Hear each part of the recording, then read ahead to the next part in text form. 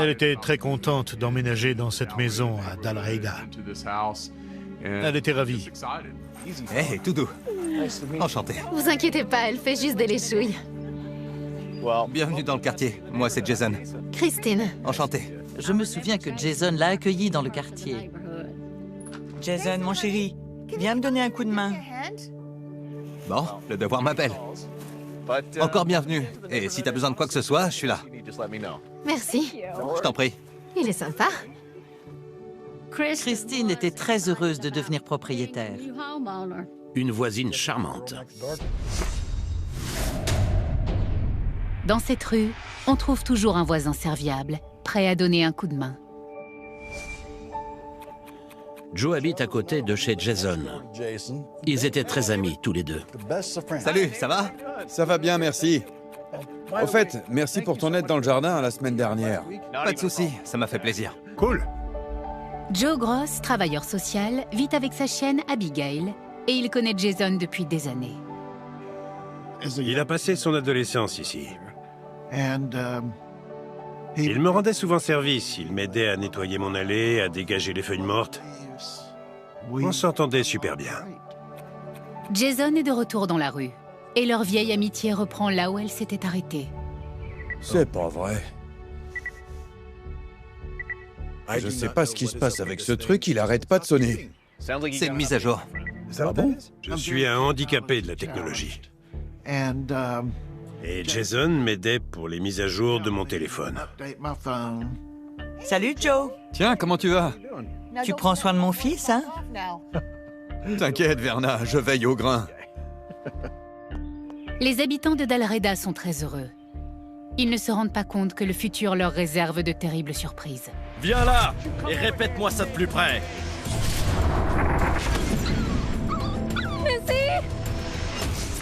Pour le moment, la vie dans cette banlieue résidentielle suit son cours.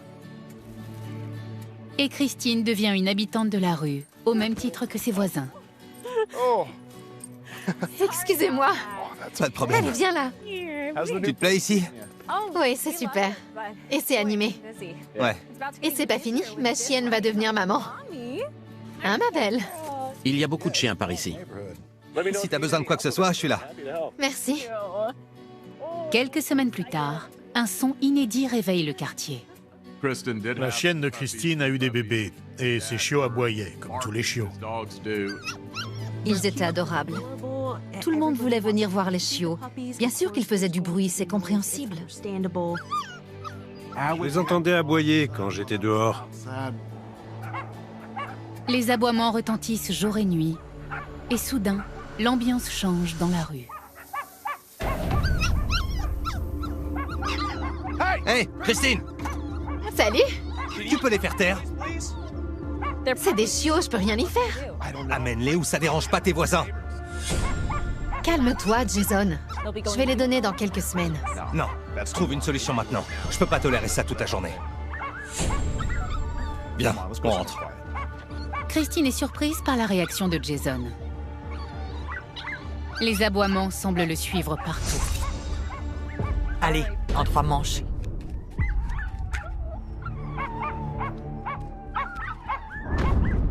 Hé! Christine! Silence! Il n'y avait pas beaucoup d'espace entre les deux maisons. Fais les taire! Trop, c'est trop. J'imagine qu'il pensait que ce bruit ne cesserait jamais et qu'il ne le supporterait pas. Ouais, c'est pour déposer une plainte. Je savais que les chiens l'énervaient. Mais je ne pensais pas que c'était à ce point-là. La rue va bientôt découvrir l'étendue de la colère de Jason. Je savais qu'il préparait quelque chose, mais pas qu'il avait porté plainte. Christine Hamilton, Oui? assignation à comparaître. À comparaître? Oui, madame. Présentez-vous au tribunal ce jour-là. C'est une blague. Cela ne lui ressemble pas. Mais Jason se lance dans une bataille légale contre Christine. Elle demande de l'aide à sa voisine Sarah. J'y crois pas. Jason me fait un procès à cause des chiots. Ce qu'il a fait m'a vraiment surprise. Je connaissais Jason depuis au moins 25 ans quand il vivait là. Et apparemment, il avait bien changé. Tu pourrais témoigner en ma faveur. Je n'avais pas envie de me mêler à cette affaire, mais je me suis dit que si on avait besoin de moi, j'irais. Je t'en prie. D'accord. Merci. Le procès oppose les deux voisins. Jason et Verna voulaient que je vienne au tribunal en tant que témoin de moralité. Je n'ai jamais témoigné, je préférais ne pas m'en mêler. L'issue du procès reste très incertaine pendant tout le jugement. J'ai dit au juge que les chiens ne me dérangeaient pas du tout. Moi, je ne les entendais pas aboyer. Malgré le témoignage de Sarah, le tribunal se prononce contre Christine et elle est condamnée à une amende de 500 $ pour nuisance sonore. Je crois qu'elle avait 10 chiens à ce moment-là. Jason sort vainqueur du tribunal, mais ce procès n'arrange rien.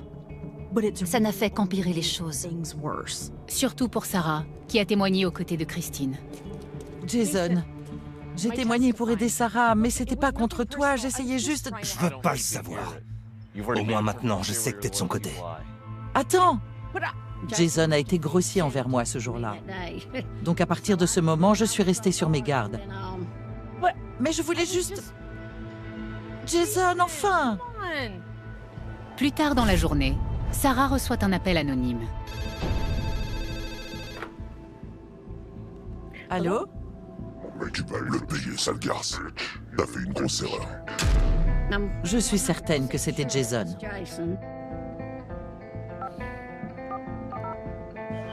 Police, j'écoute. Mon voisin m'a menacé. J'habite South Georgetown Drive. Venez vite. Quand Sarah Chandler prévient la police que son voisin l'a menacée, des agents viennent s'entretenir avec Jason. Bonjour, vous êtes Jason Clark? Ouais. Votre voisine dit que vous la menacez. Ma voisine? Ouais. Non, pas du tout. C'est n'importe quoi. À ce moment-là, c'est une parole contre une autre. Je vous dis qu'il m'a menacé. Il a dit « tu vas le payer ». Maintenant, j'ai peur de ce qu'il pourrait faire. Il dément vous avoir menacé. Vous l'avez enregistré? Non! Je pense que les autorités ont cru que c'était un simple problème de voisinage. Elles ne se rendaient pas compte que c'était si grave. Sans preuve, on ne peut rien faire. Vous n'allez rien faire? C'est dingue! C'était très effrayant. Je vis seule, mon mari est mort il y a 20 ans. Ça m'a vraiment fait peur. Le lendemain, Sarah raconte cet appel à sa voisine Brenda Biller. Je ne l'avais jamais entendu parler sur ce ton. C'était perturbant. C'était sûrement sous le coup de la colère. Il va se calmer. Mais ce n'est pas ce qui s'est passé. Hey, vous parlez de qui? De moi? Personne ne parle de toi, Jason. T'es parano. T'as toujours été une grosse vache malpolie. Personne n'imaginait Jason capable de parler de cette manière. Il a des bons et des mauvais côtés. Mais je suis là pour vous parler du bon côté. Donc, il est capable de cacher son jeu pendant très longtemps. En fait, Jason aimait s'en prendre aux femmes. Il y prenait plaisir, j'étais une proie facile pour lui. Ça va, vous deux? Le mari de Brenda, Paul Biller, est outré par l'attitude de Jason. Je vais lui dire 2 mots. Il l'a blessée. C'est une adulte, elle sait se défendre, mais elle reste ma femme. Je voulais me le faire. Hey! Il paraît que tu cherches les embrouilles et que t'as insulté ma femme. Il faut que ça s'arrête. J'ai fait très attention au langage que j'ai utilisé pour pas aggraver la situation. Mais j'étais prêt à lui répondre. T'as le culot de te pointer chez moi et de me parler comme ça? Surtout si tu traînes avec une traîtresse comme Sarah. Va te faire voir. Écoute, Jason, arrête ça. Ah, la ferme! Paul a essayé de lui parler, mais ça n'a fait qu'alimenter sa haine. Les voisins sont tous alarmés par le changement de comportement radical de Jason. Et Paul décide d'être très vigilant. Paul est un ancien policier. Il voulait prendre soin des habitants du quartier. On a le droit d'avoir des armes, alors j'en ai acheté une qui était en acier inoxydable. Pour pas qu'elle brunisse, elle était propre et brillante. Je suis sorti dans la rue, elle était bien visible. Paul est le président du conseil de quartier. C'est comme les voisins vigilants qu'il y a dans tout le pays. Il s'implique pour que tout le quartier soit en sécurité. Mais Jason ne le voit pas de cette manière. Pourquoi tu joues aux flics? Mêle-toi de tes oignons. Il n'aime pas l'autorité, il n'aime pas recevoir d'ordre. Me force pas à m'en servir. Tu devrais pas être avec cet animal qui te sert de femme? Il s'est mis à faire des commentaires sexuels sur ma femme et sur tout le monde pour me provoquer. Saute là de ma part. Soudain, cette joute verbale devient dangereuse. Viens là et répète-moi ça de plus près. J'ai levé les yeux sur lui et j'ai vu un truc derrière sa jambe. J'ai supposé que c'était un flingue. Paul pense que Jason tente de l'attirer sur sa propriété pour pouvoir lui tirer dessus. Il a continué à me provoquer de différentes manières pour me pousser à faire quelque chose. Pourquoi tu t'approches pas? Aucun des deux hommes ne veut être celui qui recule. Mais Paul refuse de recourir à la violence. T'en vaut pas la peine. Je suis pas assez bête pour faire ça. Heureusement. Mon ego n'est pas assez fragile pour ça. C'est pas parce qu'une grande gueule l'ouvre et fait des allusions sexuelles sur ma femme que je vais péter un câble. Cette dispute prend fin avant qu'un des deux hommes ne soit blessé. Mais il n'y a aucun moyen de calmer l'agressivité de Jason. Une victoire. Jason a dû prendre ça pour une victoire.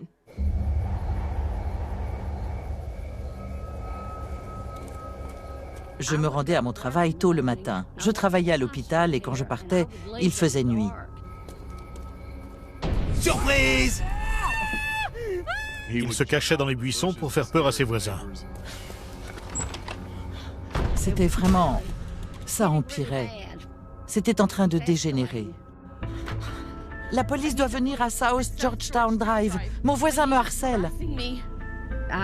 J'appelais très souvent la police à cette période. Je n'étais pas la seule. La police arrivait, et Jason était toujours malpoli et hostile. Je sais pas quoi vous dire. Laissez-moi tranquille, c'est tout. La police n'a pas assez de preuves pour l'inculper. On n'a pas besoin de vous ici. Ils ne savent plus qui croire. Monsieur Clark ne respecte pas l'autorité. Il n'a aucun respect pour la police. Jason, Quoi? calme-toi.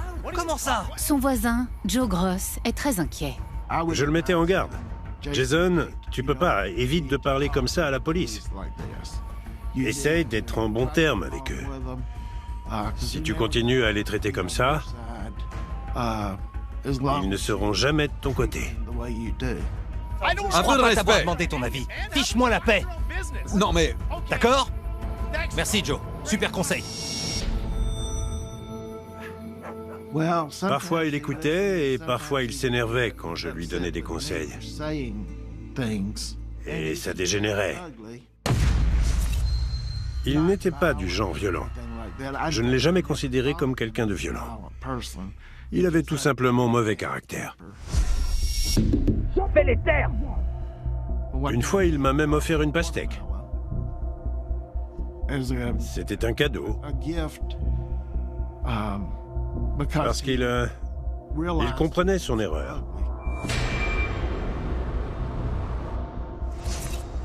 À cet instant, Jason essaie d'arranger les choses avec son meilleur ami. Mon pote, je voulais te dire que je suis désolé. Je sais pas ce qui m'a pris. T'inquiète. Il venait toujours me présenter ses excuses après. La prochaine fois, t'énerve pas comme ça. Ça n'a pas été facile pour moi. Je voyais bien que Jason était manipulateur. Il manipulait les autres voisins, ceux qui ne savaient pas vraiment ce qui se passait. Tout le monde appelle les flics sans raison. Je comprends plus rien. Jason venait pleurer sur mon épaule. Il faut que tu te relèves. Te laisse pas atteindre. Non. Mais ils sont allés trop loin.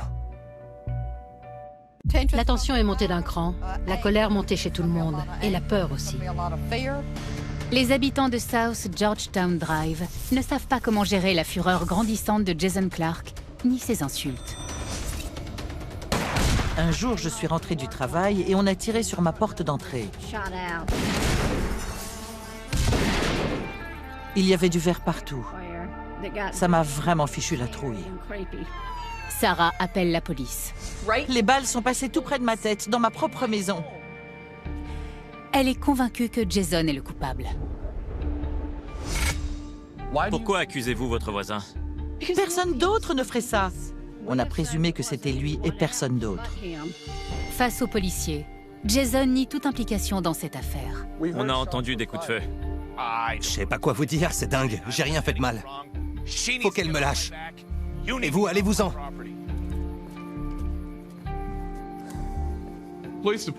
Les policiers se sont éloignés et ont mené une enquête.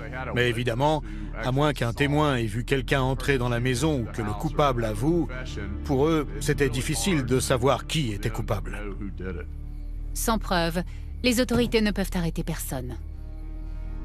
C'était tellement dur de dormir la nuit et de se réveiller le matin sans savoir à quoi s'attendre. Chaque jour au réveil, je me demandais ce qui allait m'arriver. Pendant qu'il patrouille à travers le quartier, Paul Biller découvre que le comportement de Jason devient encore plus troublant. Mais qu'est-ce que tu fais? Arrête d'harceler ma mère ou tu vas le regretter. Il s'habillait en tenue de camouflage. C'est l'accoutrement qu'utilisent les chasseurs dans le but de se fondre dans la nature. Il m'est tombé dessus et il m'a dit « Arrête de menacer ma mère. » Quoi? Je lui parle même pas. « Je vais te tuer. » Waouh. J'ai dit « Ok. » Essaie pour voir. Je vais pas non plus rester là et laisser quelqu'un me chercher comme ça. J'ai regardé ma montre et j'ai dit « J'ai 5 minutes. » Je suis pas pressé.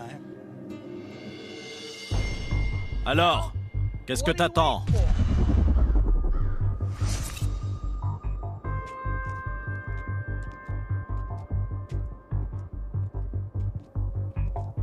J'ai fait l'éloge de Paul, car il a fait ce qu'il pouvait pour le quartier. Je pense que parmi les voisins, c'était lui qui était le mieux placé pour faire face à Jason Clarke et lui dire « Écoute, il faut que ça s'arrête. Regarde le mal que tu fais à tout le monde. » Jason n'a pas l'intention d'arrêter de malmener ses voisins et il lance immédiatement un nouvel assaut.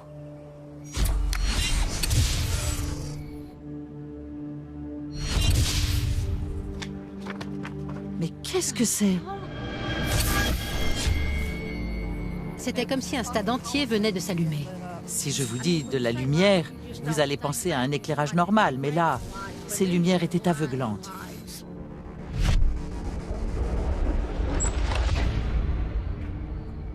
Jason! Éteins tout ça ou j'appelle les flics! Mais Jason a déjà une longueur d'avance sur ses voisins.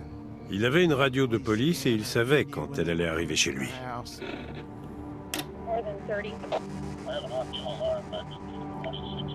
Jason Clarke savait comment contourner le système.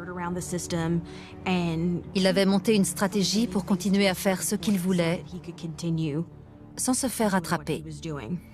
Quand les policiers arrivent, Jason a déjà éteint les lumières. Il n'y a aucune preuve qu'il ait fait quelque chose de mal. Ils s'en vont sans l'inculper. Sarah et ses voisins ont le sentiment que rien ne changera jamais.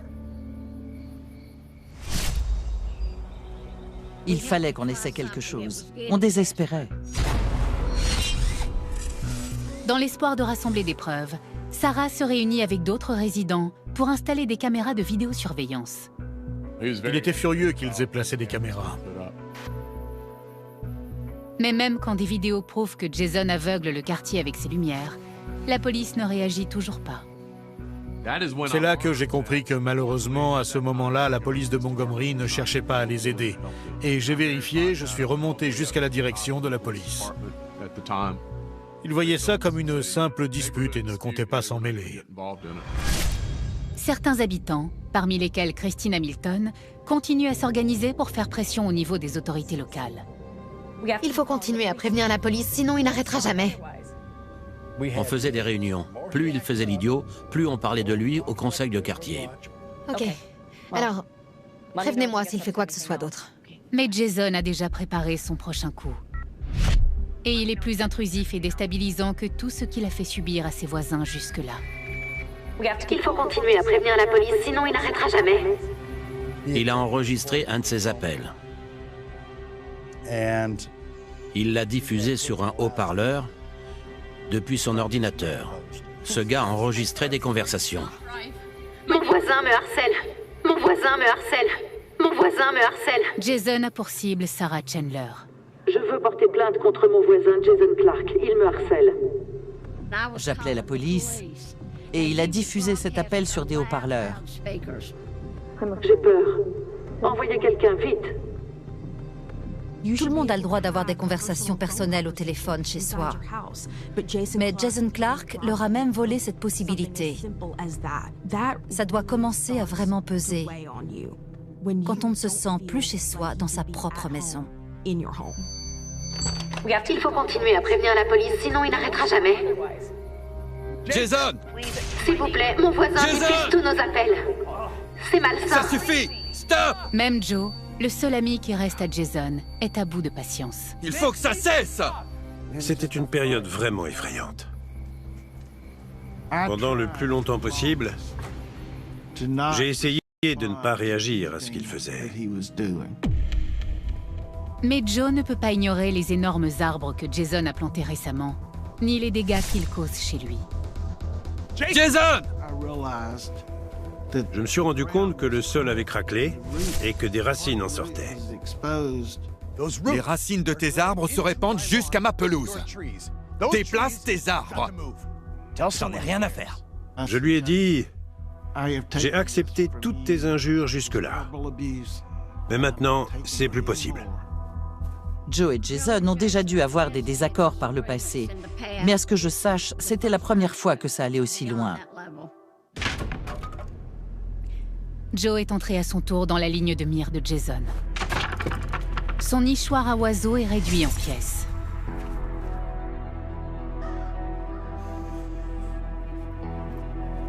Au bout de 6 mois, j'ai atteint mes limites. Joe décide de régler lui-même l'affaire. J'ai parlé à Jason de ses racines, qui grandissaient dans mon allée. Il a refusé catégoriquement de faire quoi que ce soit. À ce moment-là, j'ai décidé de m'en occuper moi-même. Et j'ai coupé cette racine du tronc de son arbre. Jason Clark est stupéfait que son voisin s'en prenne à ses arbres. Qu'est-ce que tu fais? C'est à moi! C'est chez moi! Et t'es plus le bienvenu ici. J'étais arrivé à un point où je ne pouvais plus supporter aucun acte de ce genre. Malheureusement pour Joe, et pour tous les autres voisins, le cauchemar est loin d'être terminé.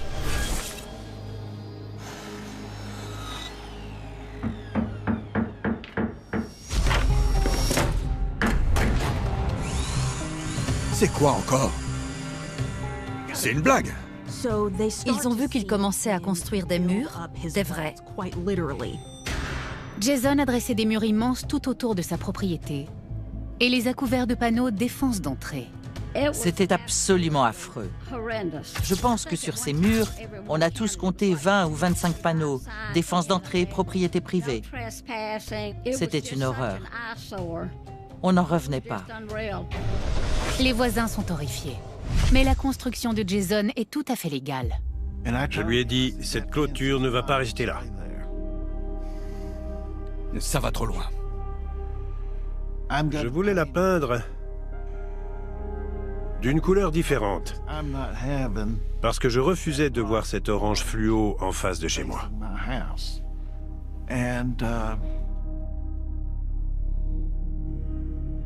J'ai jamais touché à cette clôture. Il m'a menacé, il m'a dit que si je faisais quoi que ce soit, il me ferait arrêter. Même si c'était qu'un coup de peinture. Alors je n'ai rien fait. Parce que je ne voulais pas me retrouver avec d'autres problèmes, en plus de ceux que j'avais déjà. Malgré sa retenue et son comportement honorable, Joe n'est pas épargné.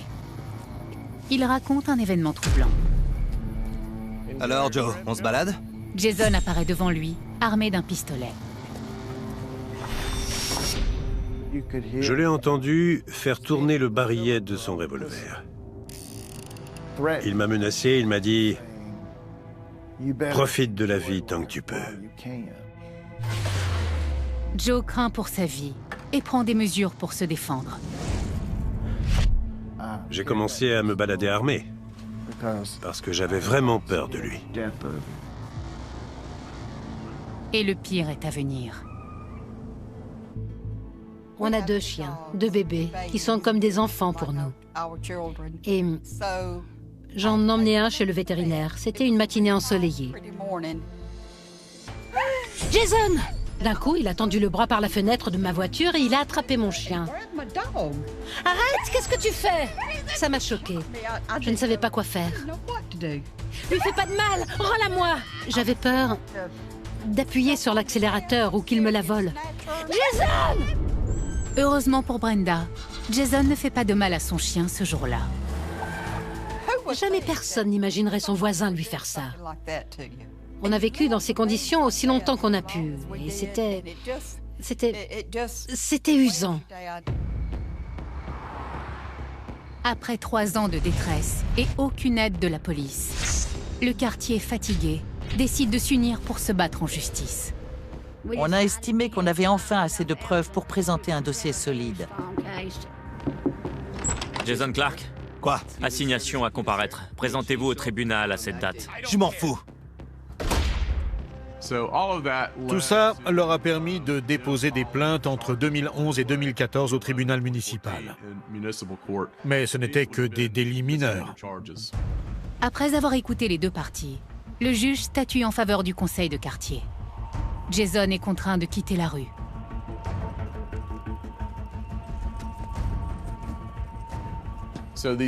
Grâce à cette action en justice, la Cour délivre à M. Clarke une mesure d'éloignement. Il devait vivre à une certaine distance de ses voisins.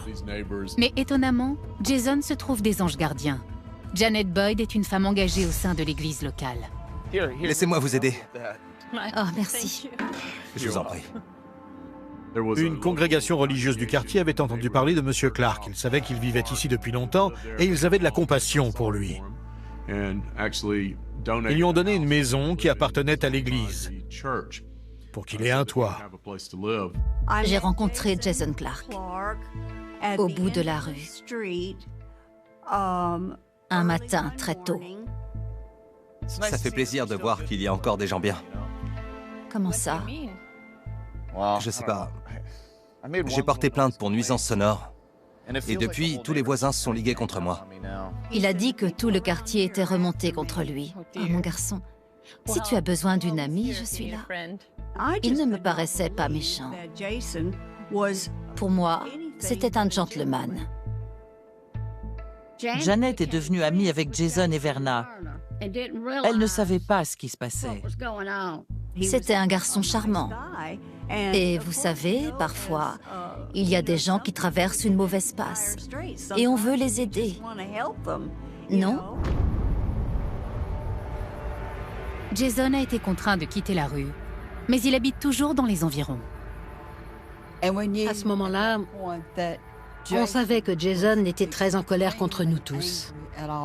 Et on savait qu'il était capable de tout pour se venger.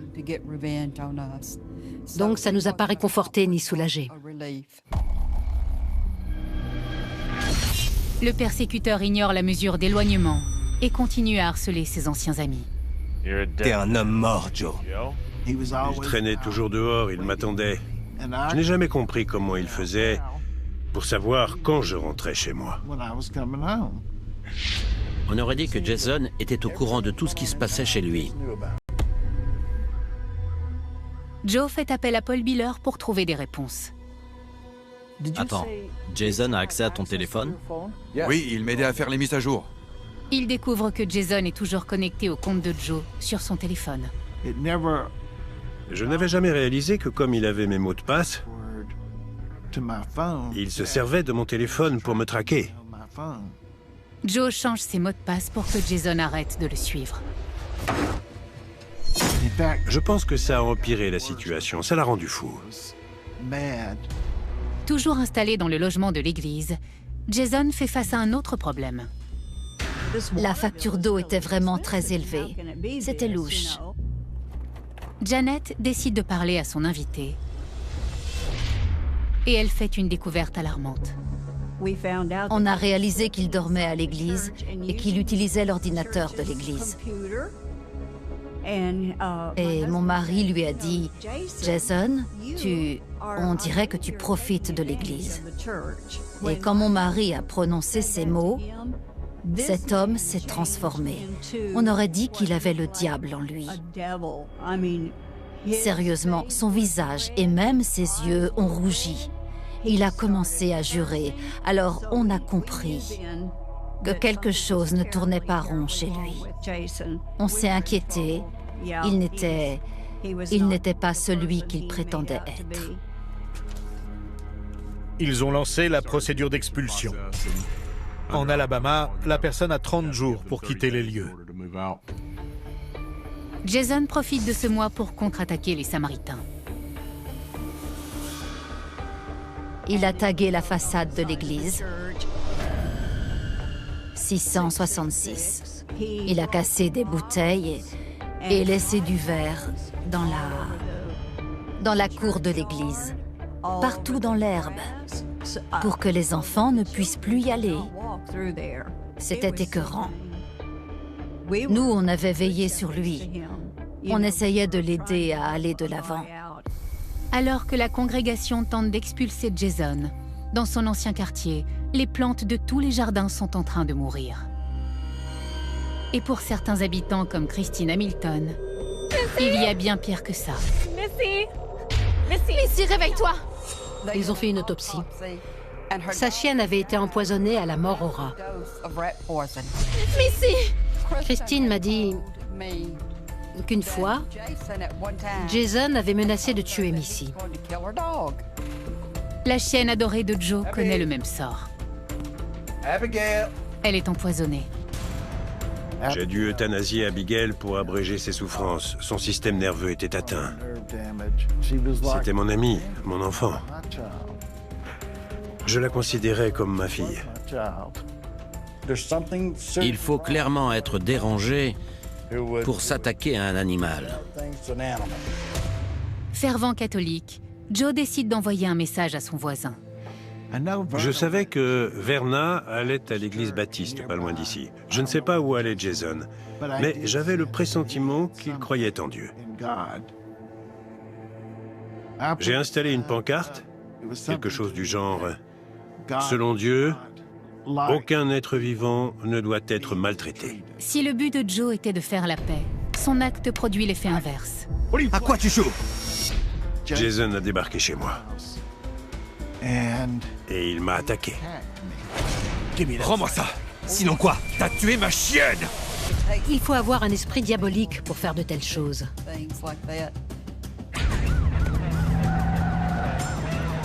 Joe Gross gît dans la rue, gravement blessé. C'est grave, il y a tellement de sang. À ce stade, Jason ne supportait plus Joe non plus. Il l'avait aussi dans le viseur, comme nous tous. Il m'a frappé avec un marteau, j'ai fait comme défendre, c'est pas ma faute. Jason a menti effrontément à la police. Monsieur, les mains dans le dos. Jason clame son innocence aux agents et plaide la légitime défense. T'as du culot de te pointer devant moi. Tu manques pas d'air, toi. Monsieur Clark a prétendu que c'était Monsieur Gross qui l'avait attaqué. Mais Sarah et un deuxième témoin donnent leur version des faits, dans laquelle c'est Jason qui s'en est pris à Joe. Effectivement, j'avais un marteau, mais je ne m'en suis pas servi. Il est venu vers moi, il m'a encerclé avec ses bras, je ne pouvais plus bouger. Il m'a jeté par terre, sur la route, et il a commencé à me frapper le visage. Il a cassé mes lunettes. Et puis il a pris ma tête et il l'a cognée contre le sol. Oh mon Dieu, Joe! Non, stop! J'ai crié à Jason de lâcher Joe. J'ai fini par réussir à lui frapper le dos avec mes genoux. Et il est tombé en avant. Fais pas ça! Jason! Il a tout de suite attrapé le marteau. J'ai cru qu'il allait me tuer. Fais pas ça! Apparemment, il a pris ce marteau pour s'ouvrir la lèvre en grand. Il s'est cassé 2 dents. Quand je vous dis que ce mec est dingue, il est... C'est un cinglé. Il savait qu'il y avait 2 témoins qui l'avaient vu se jeter sur moi. Il a dû savoir qu'il aurait des ennuis. Les secours m'ont examiné et j'étais mort de peur. Ils ont dit qu'ils ne pensaient pas que j'avais de commotion cérébrale. Ma tête était gonflée, mais ils ne pensaient pas que j'avais de commotion. Ils m'ont conseillé de ne pas dormir pendant au moins 12 heures. Donc je suis resté éveillé une bonne partie de la nuit. Parce que c'était vers 15 heures que tout cela est arrivé. À ma connaissance, c'était la première fois que Jason était violent. La police m'a demandé si je voulais qu'il l'arrête, si j'allais demander un mandat d'arrêt. J'ai répondu seulement si vous me jurez qu'il sera arrêté. Jason reçoit un traitement, puis il est arrêté pour agression. On est allé au tribunal, on a témoigné. Malgré les témoins de l'agression, le parquet juge Jason non coupable. Évidemment, ça nous a abasourdis. Ce verdict nous a donné l'impression que le juge estimait que ce n'était qu'une querelle de voisinage. Cette fois, les habitants du quartier refusent de céder. Ils se tournent vers le procureur de la République, Daryl Bailey. Ils ont trouvé un procureur de la République et d'autres procureurs qui, eux, ont saisi la gravité du conflit. Ils ont pris le temps de s'asseoir avec toutes les victimes et d'écouter ce qu'ils avaient traversé. Allez! Ça allait plus loin qu'une querelle de voisinage, ça pouvait révéler un comportement criminel. La justice devait s'y intéresser.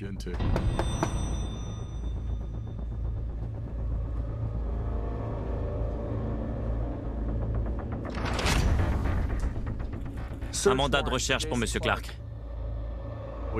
Un juge itinérant a signé un mandat de recherche. Et la police municipale s'est donc rendue chez lui. Ce qu'ils ont trouvé chez Jason allait au-delà de tout ce qu'on aurait pu imaginer.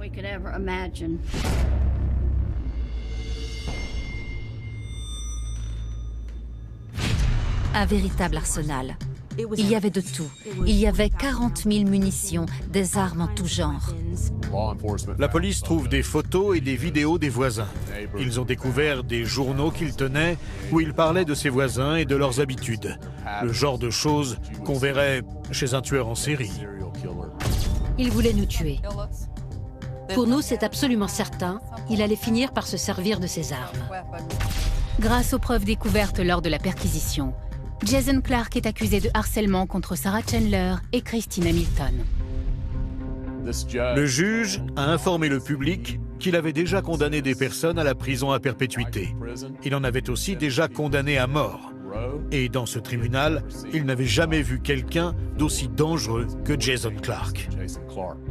Jason plaide coupable et il est condamné à 2 peines de 20 ans de prison consécutives. Jason Clark est un homme diabolique. Il est guidé par une vilaine créature, tapie dans l'ombre. Pour Joe Gross, ses souvenirs sont trop durs à supporter.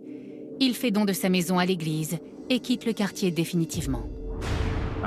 Je ne garde pas vraiment de rancœur envers Jason. Je lui ai pardonné tout ce qu'il m'a fait. Mais en même temps, je considère que ce qu'il a fait doit être puni. La mère de Jason, Verna, vit encore dans sa maison. On la voit pas souvent, de temps en temps on l'aperçoit dehors. Chaque jour, cette maison nous rappelle tout ce qui s'est passé. Il y a des gens dangereux, diaboliques là-bas. Je n'aurais jamais imaginé que je devrais faire attention dans mon propre quartier. Une ou 2 personnes seules ne s'en seraient jamais sorties. C'est important de se rassembler, de rester unis. Te voilà en sécurité. Et persévérant. ne pas abandonner et faire le maximum pour atteindre ses objectifs.